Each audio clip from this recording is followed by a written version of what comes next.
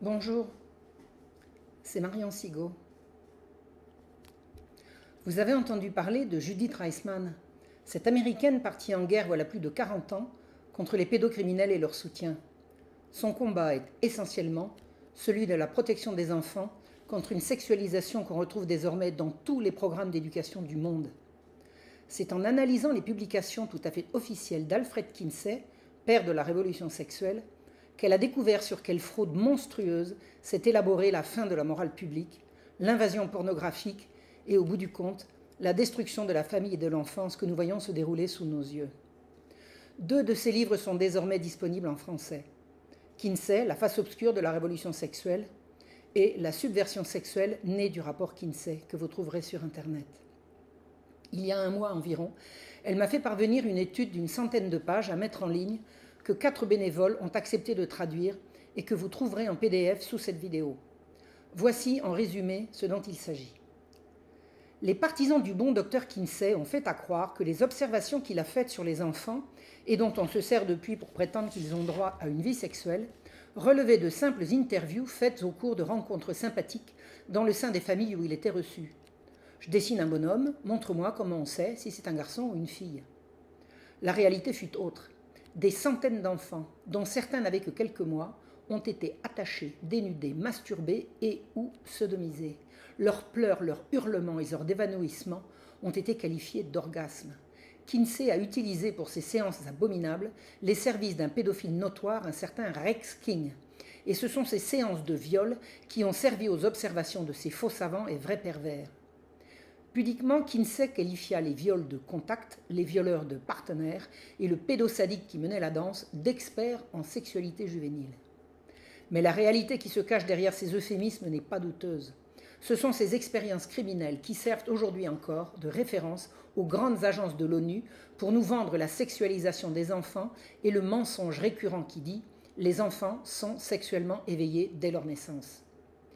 Il n'est pas douteux, en lisant attentivement les rapports de Kinsey, que les orgasmes qu'il prétend avoir décelés s'apparentent plutôt à des réactions de terreur, à des convulsions ou même à des crises d'épilepsie qui ont pu être déclenchées par des électrochocs. Il n'est pas douteux non plus qu'une peur intense puisse déclencher des réactions physiologiques analogues à celles de l'excitation sexuelle.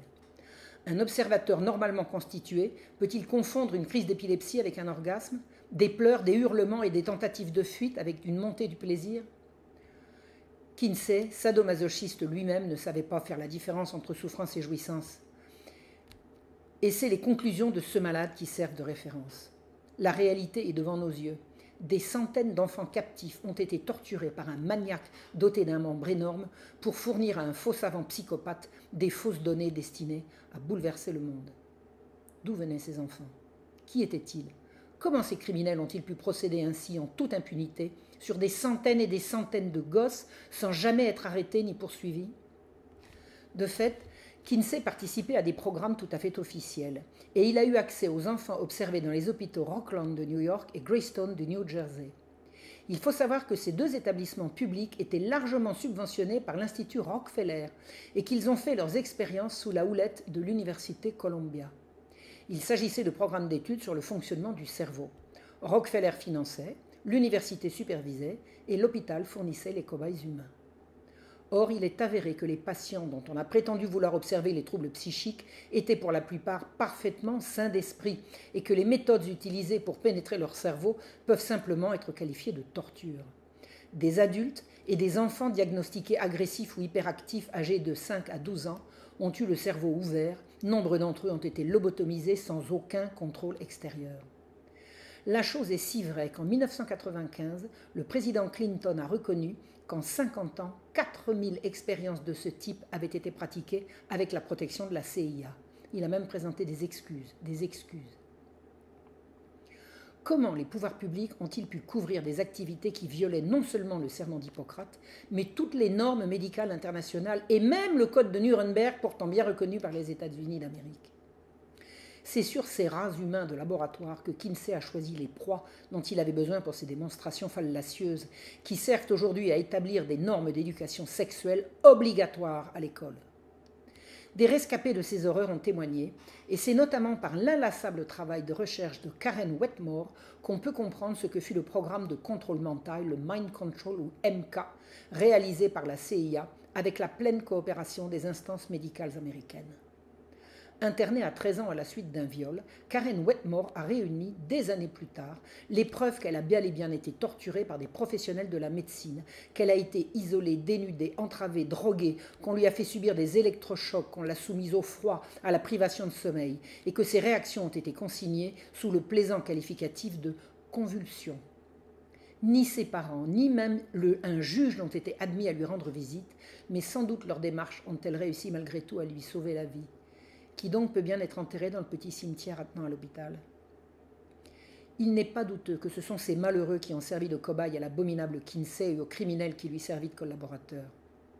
C'est le même institut Rockefeller qui finança un autre criminel habillé en savant, le Canadien Donald Ewen Cameron, qui, reconnu dans tout ce que son pays comptait d'institutions psychiatriques, fit des expériences sur des milliers d'enfants faussement qualifiés de déments. Cet aimable professeur s'efforça pendant des années d'effacer les souvenirs de ses patients pour les remplacer par d'autres, et il partagea l'étude de ces lavages de cerveau avec Alfred Kinsey. Il est incontestable que les autorités ont couvert de bout en bout ces agissements criminels. À l'origine de l'intérêt des autorités pour ces recherches, la CIA, désireuse de pouvoir programmer les agents ennemis ou les siens propres à faire ce qu'on leur demande sans regimber. C'est dans les années 50 que des clochards ou divers marginaux furent enlevés pour des expériences horribles d'ingestion de doses massives de drogue, d'exposition à des températures ou des bruits extrêmes. On soudoya des détenus pour qu'ils s'y soumettent volontairement. Et enfin, on eut recours à des enfants de 6 à 11 ans, diagnostiqués schizophrènes, à qui on donna des doses massives de LSD pendant des semaines, mais aussi des céréales mélangées à de l'uranium et à du calcium radioactif. Tout va bien. C'était pour la science. Il est avéré que de nombreux hôpitaux et universités prestigieux prêtèrent leur concours à ces horreurs. Des enquêtes journalistiques sérieuses découvrirent qu'à la fin des années 70, les expériences se faisaient encore sous d'autres noms, mais avec les mêmes buts et les mêmes méthodes. Le scandale du Watergate en 1973 faillit faire découvrir le poteau rose et quantité de dossiers furent détruits, mais il en resta suffisamment pour renseigner le chercheur. Celui-ci découvrira rapidement que le programme de Kinsey était une des branches du programme MK-Ultra. Cameron et Kinsey recevant tous deux des subsides de la CIA pour leurs travaux. La collusion entre la CIA, la Fondation Rockefeller et Kinsey est avérée, les activités de ce dernier étant ni plus ni moins supervisées par l'agence d'espionnage. On comprend pourquoi aucune demande d'enquête sur les activités de Kinsey n'a jamais pu aboutir. On sait à présent que les méthodes utilisées par la CIA pour faire parler les supposés terroristes ont également été utilisées par Kinsey sur les enfants qu'il observait. Ce qu'on appelle pudiquement des techniques d'interrogatoire renforcées, non bienséantes pour torture non létale, a été utilisé sur les plus de 2000 enfants tombés entre leurs griffes. Il importe de noter qu'il a utilisé, avec le soutien d'une équipe d'universitaires qui n'ont pas vu d'objection à infliger à des gosses ce qu'on infligeait à des supposés terroristes, notamment la masturbation forcée, mais aussi les coups, le froid, la privation de sommeil, la nudité, les hurlements, autant d'agressions qui n'entraînent pas la mort mais brisent la vie. Le scandale est si grand qu'il n'a jamais fait l'objet d'aucune enquête publique 7 décennies plus tard. Il serait temps, non ? On sait depuis les années 90 que de jeunes handicapés mentaux et des femmes enceintes ont été soumis à des injections de fer radioactif. Alors qu'un premier article du Boston Globe a retenu le nombre de 23 futures mamans, il apparaît qu'elles furent sans doute des milliers. Une seule clinique prénatale en a traité 829. Un chiffre tout à fait officiel, puisque c'est celui du ministère de l'Énergie, donne un décompte final de 16 000 hommes, femmes et enfants qui ont été irradiés entre 1945 et 1970 pour les besoins de la CIA. Entre 1940 et 1954, une neuropsychiatre respectée de New York procéda à des électrochocs sur des centaines d'enfants âgés de 3 à 12 ans diagnostiqués autistes. On peut considérer que les opérations de prétendu changement de sexe qu'on fait de nos jours sur des enfants sont la continuation de ces expériences qui font de la science la main droite du diable. Le Midi de la France a connu en 1951 un drame qui a fait plus d'une dizaine de morts et des centaines de déments. On imputa cette folie collective à du pain empoisonné par de l'ergot de seigle, jusqu'à ce qu'on comprenne que la CIA avait fait asperger du LSD sur la petite ville de Pont-Saint-Esprit dans le cadre de ses expériences de MK-Ultra. Tous ces crimes dans tous ces crimes, la collusion entre la CIA et la Fondation Rockefeller est permanente. Le but commun à toutes ces recherches est de parvenir à une amélioration de la race humaine par l'eugénisme pour éliminer les plus faibles et l'élaboration d'un gouvernement mondial unique. Mais se débarrasser des inaptes n'est pas chose aisée et le mieux est d'avancer masqué. Ce sont ces politiques qui ont déclenché les grands changements mondiaux dont on voit aujourd'hui l'hydre malfaisante à l'œuvre par le renversement des valeurs et la mondialisation de la peur. Kinsey ne fut qu'une partie de ce plan, mais non la moindre. Le directeur médical de la Fondation Rockefeller déclara, je cite, « Nous considérons que le financement de l'Institut Kinsey est l'une des choses les plus importantes que nous ayons jamais faites. » Fin de citation. C'est en 1913 qu'a été créé l'Institut Tavistock, dont les activités ne seront connues qu'à partir de 1969. Elles consistèrent à mettre au point tous les moyens de manipuler les masses dans le but, clairement énoncé, de détruire la civilisation occidentale et de créer un nouvel ordre mondial. C'est sous les auspices de cet institut qu'a été organisé, au sortir de la guerre, le transfert vers les États-Unis des savants allemands au cours de l'opération dite Paperclip. La rencontre entre les savants de la CIA et ceux de l'Allemagne nazie devait faire des étincelles. La condition de les cacher au public, bien sûr. On donna aux Allemands des nouveaux noms, des nouveaux passeports, et on les plaça dans des institutions contrôlées par la CIA, ni vues ni connues. De son côté, la Fondation Rockefeller fut assez influente pour réussir à faire placer ses pions à la direction des institutions comme Harvard ou l'hôpital Rockland notamment. Laissant en Angleterre la clinique originelle, l'Institut Tavistock muta pour devenir la mère de tous les groupes de réflexion, qu'on appelle autrement également think tank, et qui fut enregistrée comme organisation caritative en 1947. Elle s'offrit les services, directs ou indirects, de noms devenus prestigieux comme Freud, Jung, Barnes ou Adler, et enfin de l'écrivain Aldous Huxley qui déclara en 1962, je cite, « Nous sommes en train de développer toute une série de techniques qui permettront à l'oligarchie de contrôle, qui a toujours existé et existera vraisemblablement toujours, d'amener les gens à aimer leur servitude. » Ceci pour faire comprendre que son roman Le meilleur des mondes n'est pas un cauchemar, mais un programme. Bien que liée à la CIA, comme on a vu, la Fondation Rockefeller avait étendu son influence à la fois chez Staline et chez Hitler, et ce, même après l'entrée en guerre des États-Unis. Cofondatrice d'un institut psychiatrique à Munich en 1925, la Fondation continua sa collaboration pendant toute la guerre en direction d'une spécialité nouvelle, l'eugénisme psychiatrique, destiné à la purification, l'hygiène et l'amélioration raciale. Ça, c'est du côté d'Hitler. Du côté de Staline, en 1934-1935, la Fondation Rockefeller participa au financement d'un programme d'études du cerveau de jumeaux que l'Union soviétique développait à l'Institut génétique de Moscou. Ces travaux serviront dès 1937 à Alfred Kinsey, partisan déclaré de l'eugénisme positif, auquel s'ajoutait l'eugénisme négatif puisqu'il prôna la stérilisation d'au moins 1/10 de toute population. On retrouve chez Kinsey tous les principes du programme d'ingénierie sociale préconisé par les eugénistes. Je cite, destruction de la religion, encouragement de la licence sexuelle, campagne de stérilisation des inaptes, c'est-à-dire des plus pauvres, l'élimination des inaptes allant de pair avec la création d'une banque de sperme des élites.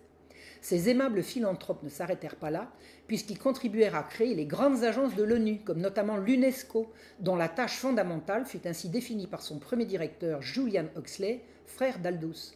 Je cite, l'UNESCO doit aider à l'émergence d'une culture mondiale unique avec sa propre philosophie et son propre fond idéologique, et avec son propre objectif général. C'est la première fois dans l'histoire que l'on dispose d'un échafaudage pour l'unification mondiale et de mécanismes pour l'atteindre. Julian Huxley était par ailleurs président de la Société eugénique britannique, membre de la Fédération mondiale pour la santé mentale et surtout président d'une association pour la promotion du droit à l'avortement. On voit comment ces combats des années 40 à 60 sont aujourd'hui victorieux. On retrouve les Rockefeller et leurs affiliés dans la création du Conseil des relations extérieures, CFR, l'Institut Tavistock, les Nations Unies, le Conseil de la population, le groupe Bilderberg, le Club de Rome et de la Trilatérale. Alors qu'ils placent leurs pions partout, ils n'apparaissent néanmoins que comme donateurs philanthropiques. Il est inutile de reprocher aux Rockefeller de conspirer, ils en sont fiers. En 2002, David Rockefeller écrivit « Certains nous qualifient, ma famille et moi, d'internationalistes qui conspirent avec d'autres dans le monde entier pour construire une structure politique et économique mondiale plus intégrée. Un seul monde, si vous voulez. Si telle est l'accusation, je suis coupable, et j'en suis fier. » En 1950, James Warburg, membre du CFR, déclara à la Commission sénatoriale des relations étrangères, je cite, « Nous aurons un gouvernement mondial, que cela nous plaise ou non. La question est seulement de savoir s'il sera obtenu par la conquête ou par le consentement. » Nicolas Sarkozy dira quelque chose d'approchant, de même que Jacques Attali. La population mondiale n'acceptera ce programme que si elle le croit bon. Il faudra le contrôle total des médias pour l'en persuader.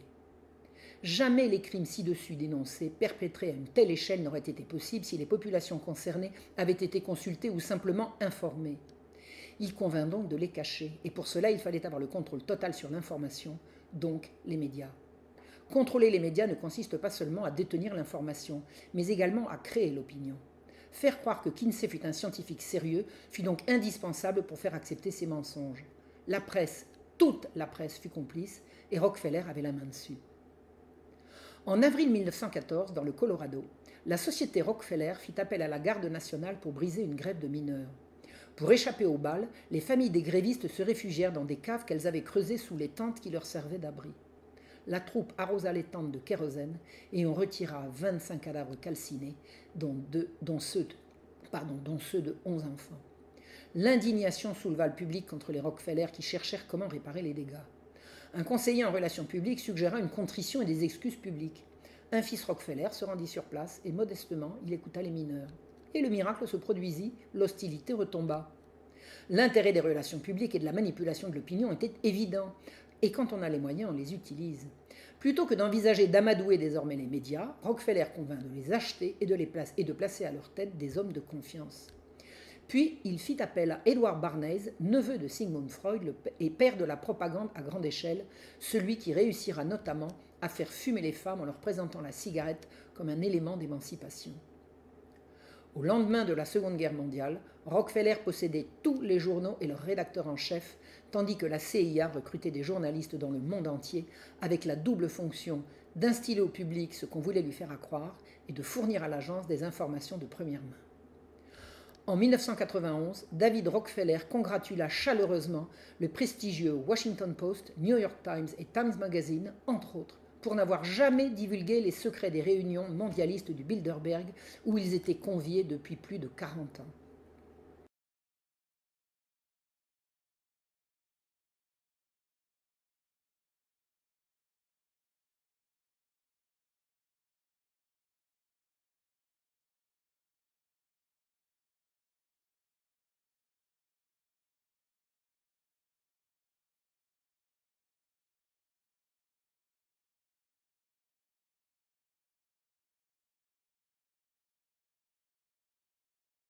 À Hollywood, le cinéma fut convié à faire sa part de propagande mensongère et à présenter au public une version de l'histoire qui arrangeait les mondialistes.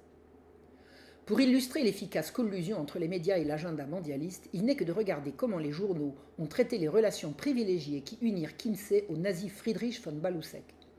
Pendant toute la guerre, Baluseck abusa de quantité d'enfants dans un camp de concentration polonais.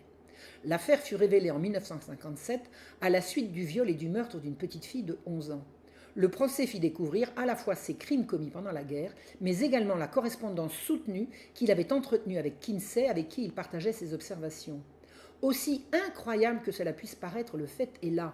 Alors que la presse allemande se soulevait d'indignation en découvrant la collusion entre le pédophile nazi et le chercheur américain connu comme le Loup Blanc, la presse américaine réussit à ne pas souffler mot de l'affaire et elle continua comme devant à promouvoir le bon docteur.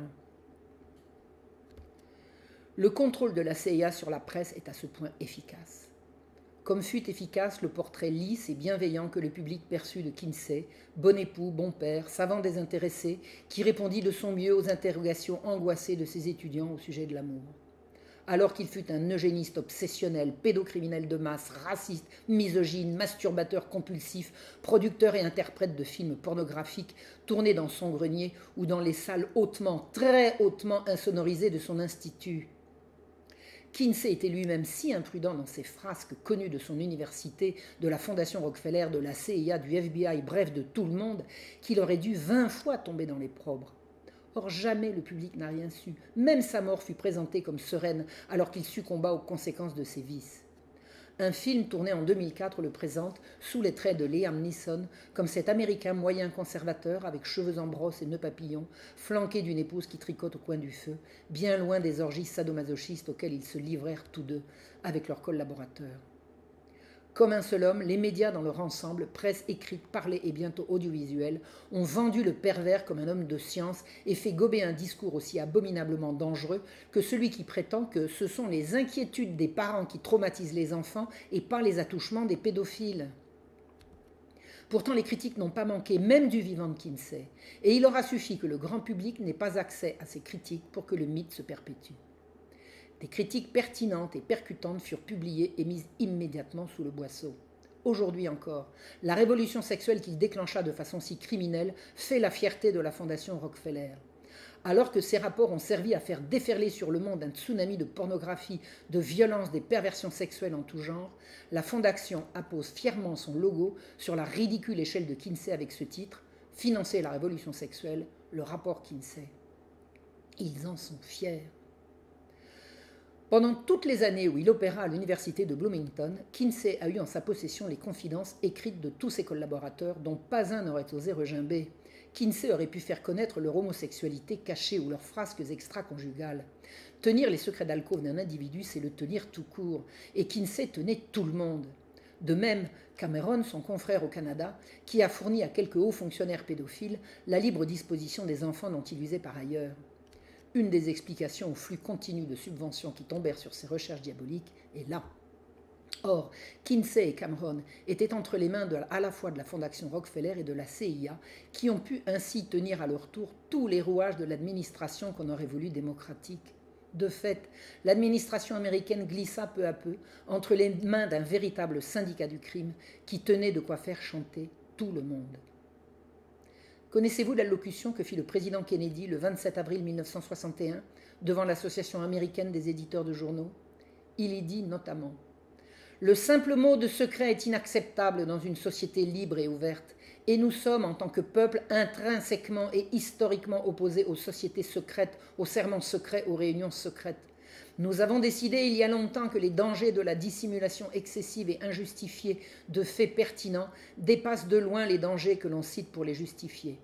Nous sommes confrontés dans le monde à une conspiration monolithique et implacable qui repose essentiellement sur des moyens secrets pour étendre sa sphère d'influence, de l'infiltration plutôt que de l'invasion, de la subversion plutôt que des élections, de l'intimidation plutôt que du choix libre, des guérillas de nuit plutôt que des armées en plein jour. C'est un système qui a mobilisé de vastes ressources humaines et matérielles dans la construction d'une machinerie très efficace et au maillage très serré qui combine opérations militaires, diplomatiques, de renseignement, économiques, scientifiques et politiques. » Fin de citation. Ce que la presse aux ordres qualifie avec mépris de conspirationnisme était officiellement reconnu comme tel par un président américain qui précisément est mort d'avoir voulu s'y opposer. Quantité de scandales dont la liste serait fastidieuse ont été méthodiquement couverts par les autorités et par la presse. Citons l'affaire Franklin au Nebraska, qui semblait devoir être une simple affaire de gros sous et se révéla être une abominable histoire de trafic d'enfants sur fond de meurtres rituels et de drogue. L'acharnement à bien faire d'une équipe d'enquêteurs aboutit à la réalisation d'un reportage intitulé « Conspiration du silence » qui fut programmé dans tout le pays au printemps 1994 sur la chaîne Discovery.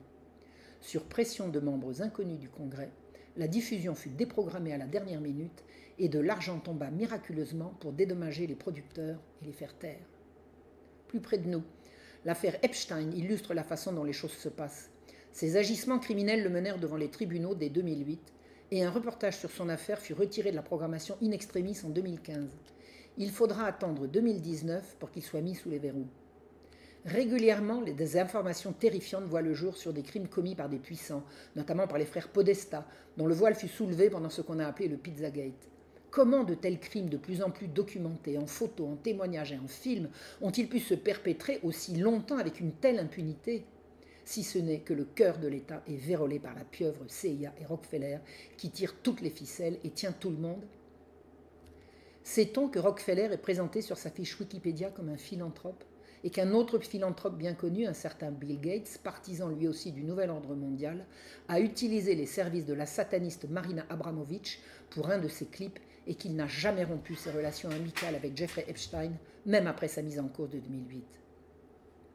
Toutes les commissions d'enquête diligentées pour connaître les comptes de la Fondation Rockefeller ou le fond des rapports Kinsey ont capoté. Il est bon de savoir que de 1953 à 1955, Nelson Rockefeller a été nommé sous-secrétaire du ministère de la Santé, de l'Éducation et de la Protection sociale. Autant dire qu'il eut la main sur toutes les institutions impliquées dans les expérimentations humaines criminelles et qu'il fut à portée pendant ces 2 années de les cacher au public et de les financer par des fonds que la CIA lui fournissait discrètement. En 1974, la CIA fut mise en cause par un article du New York Times à propos des expériences des années 60. Le président Ford mit alors en place une commission d'enquête spéciale qu'il confia à son vice-président, Nelson Rockefeller lui-même, qui entreprit de se juger. Devinez, il ne se trouva pas coupable. Mais il convoqua le directeur de la CIA, William Colby, et réussit à le convaincre d'en dire le moins possible. Mais peu à peu, de commission en commission, la vérité commença à poindre sur les horreurs perpétrées par la CIA, même si l'essentiel continua d'échapper aux enquêteurs. Or, jamais, absolument jamais, aucune enquête sur Kinsey n'aboutit à quoi que ce soit. Connaissez-vous Hugh Hefner, mort en 2017 ? Il fut le fondateur du magazine Playboy en 1953. Il se dépensa sans compter pour faire de son magazine une référence de qualité éditoriale. Plusieurs grandes plumes ne rougirent pas d'y signer des articles. Si on achetait Playboy pour sa pin-up centrale, la Playmate du mois, on pouvait toujours prétendre qu'on voulait en fait lire un article signé de Jimmy Carter, Albert Schweitzer, Fidel Castro, Federico Fellini et bien d'autres encore. Le sérieux, le talent et la notoriété comme alibi au sexe, comme loisir chic.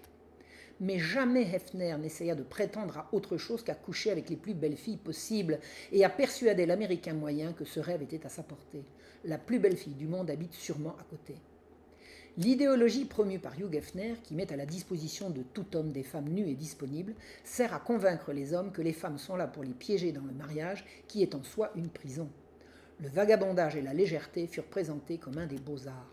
Ceux qui rêvent du bonheur sont des dupes. C'est l'Américain moyen qui était visé par ce plan. Or, ce ne sont pourtant pas les Américains moyens qui se succédèrent dans son manoir truffé de corridors discrets, de tunnels et surtout de caméras cachées. Hugh Hefner avait de quoi faire chanter tout le Gotha qui lui rendit visite, et sa collaboration active avec la CIA ne fait pas de doute. Une de ses Bunny Girls fut d'ailleurs pendant 10 ans une espionne de la CIA. Et c'est ce qui explique qu'aucun des dérapages de ces fringants invités sur des filles pas totalement consentantes et pas toutes majeures ne fut jamais poursuivi.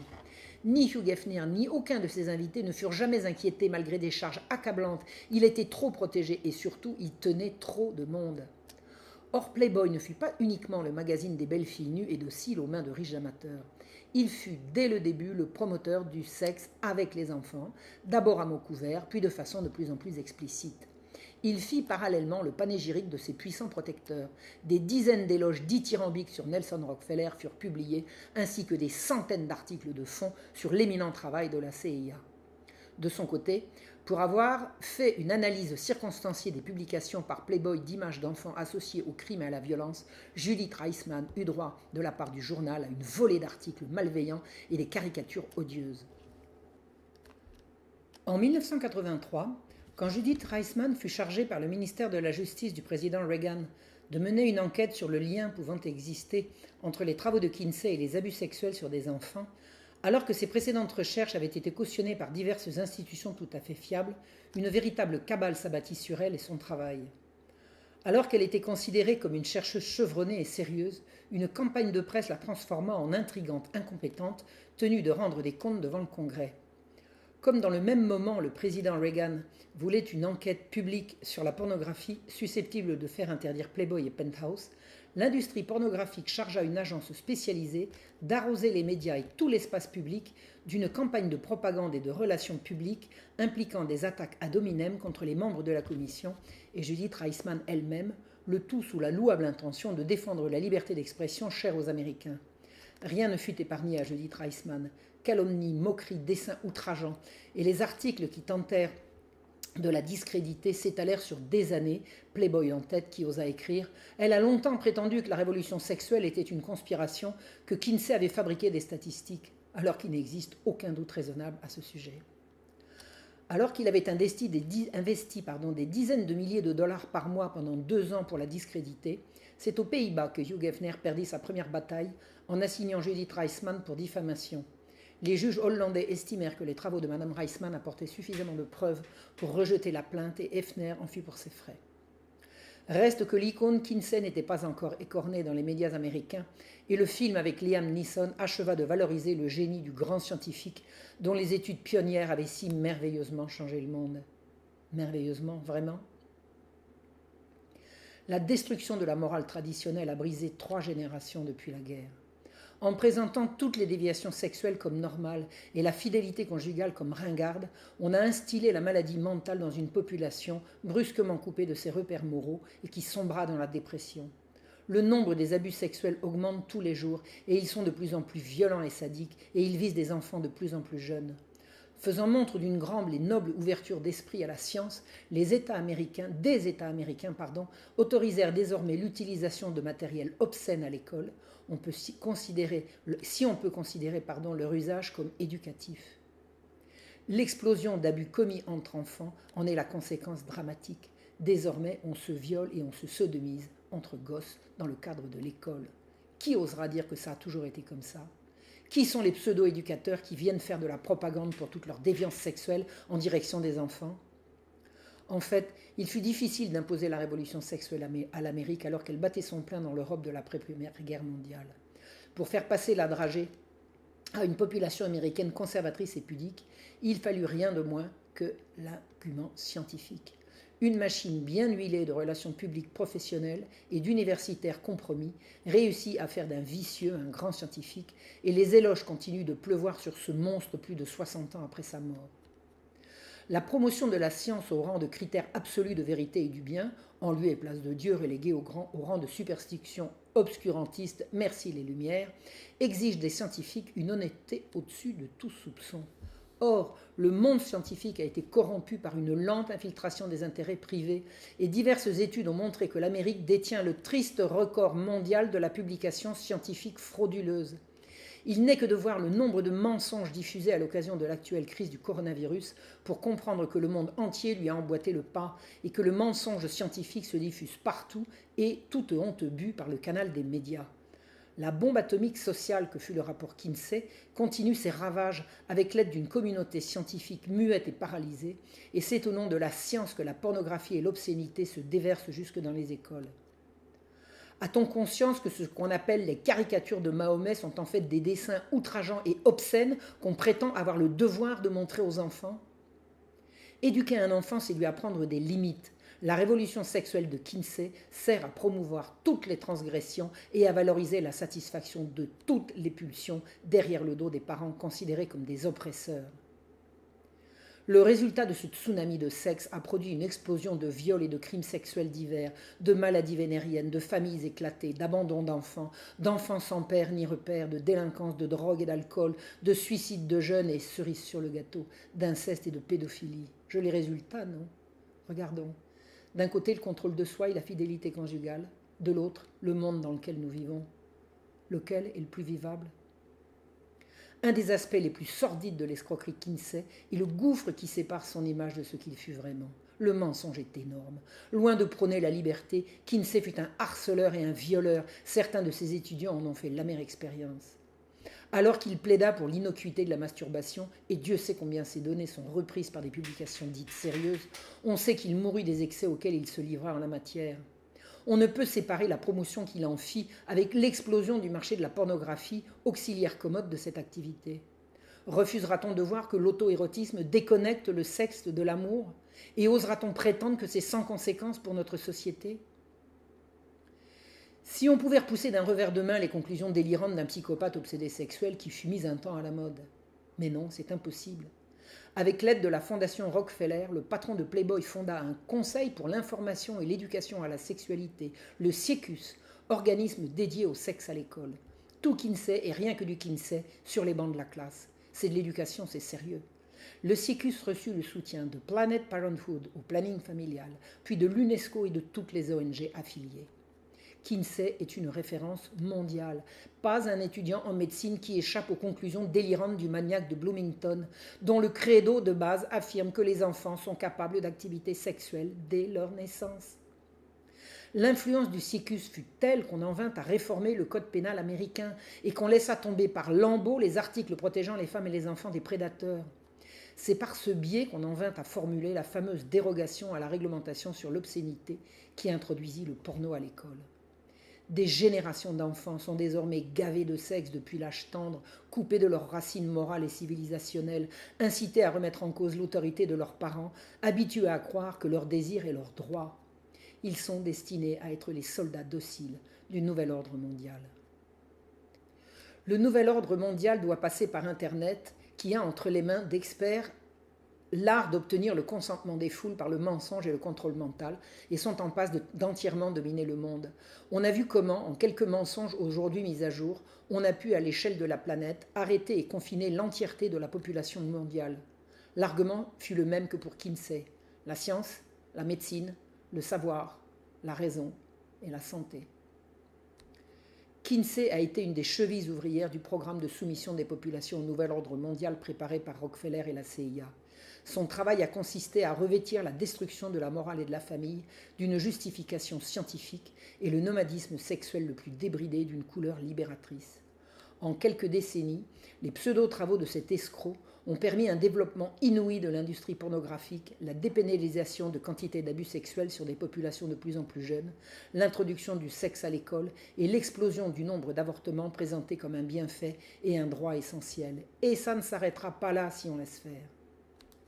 Kinsey a collaboré avec les plus hautes instances scientifiques compromises dans d'abominables forfaits, perpétrés sur des populations captives utilisées comme rats de laboratoire, au mépris de toutes les règles d'éthique valables dans n'importe quel pays. Le détraqué Kinsey, que ses pratiques masochistes ont conduit à la mort, ne savait pas faire de différence entre terreur et jouissance, les symptômes de l'une pouvant ressembler à ceux de l'autre. Un esprit normal sait faire la différence, celui d'un psychopathe peut prétendre que non. C'est sur la torture de milliers d'enfants qu'a été fondée toute la politique d'éducation sexuelle à l'école, promise par toutes les agences de l'ONU et reprise en compte par nos gouvernements successifs. Je rappelle, pour mémoire, que la scolarité en France est devenue récemment obligatoire à partir de 3 ans et que le président Macron a annoncé vouloir interdire l'école à la maison. Notons également que le deuxième confinement n'interdit plus d'envoyer les enfants en classe. Mais il ne faut pas croire que le but ultime de ces horreurs soit simplement la prédation sexuelle. Celle-ci n'est que l'instrument d'un but ultime qui est le gouvernement mondial, qui ne se fera pas sans la destruction totale de la civilisation occidentale chrétienne. Par la séduction, le mensonge, la terreur, la manipulation de masse, le détournement de la recherche scientifique, des forces maléfiques qui haïssent l'amour et le don entendent nous faire accepter l'inacceptable et le trouver bon. Réveillez-vous. Vous trouverez dans le texte joint toutes les références et les preuves dont vous pourrez avoir besoin. Merci de faire tourner.